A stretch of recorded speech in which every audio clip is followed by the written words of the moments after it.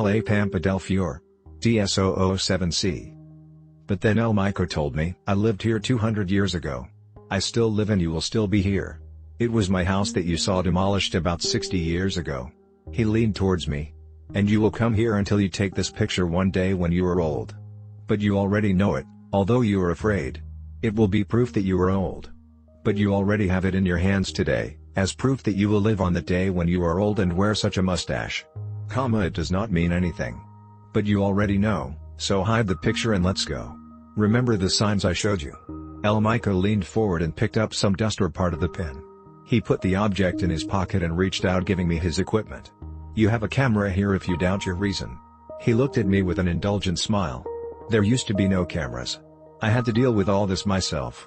I watched him dumb and still as he walked slowly toward his mule. I turned on the air conditioning at home. I went to the window and saw for a moment the dead city and burned out quarters.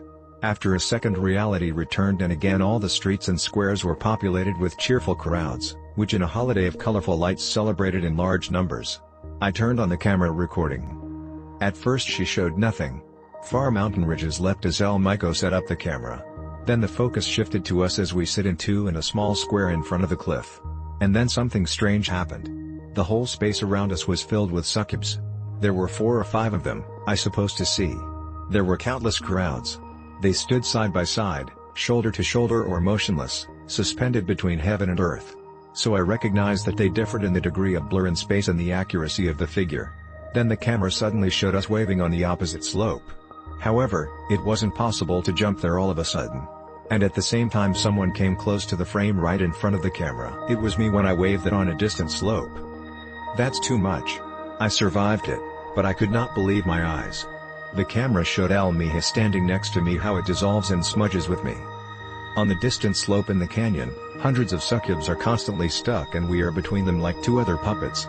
The only ones moving fast. Then everything disappeared. The camera worked a minute without showing anything. I went to turn off the reading when it then began to show next images. Here is how the llamas arrived at an accelerated pace and began to weep, and the drover with a stick appeared. The rushed animals went in a herd further. A small plane flew over the canyon, and then again the llamas with a shepherd came, this time with a dog. It got dark and then again llama came with another shepherd. A truck arrived and blew up an Indian grandmother collecting stones. Then came the llamas. It got dark several times and I realized that days are passing by, and a camera placed at another time records it completely differently. After half an hour, the camera turned off automatically.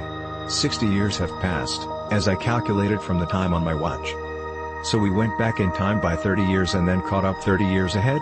Yes? No, we went ahead first and then stepped back. That would explain the photo with the mustache among the ruins. What else does El Mico know? True. To be continued, True at www.kubi.pl. You can read it in 90 languages. And earn from improving translations.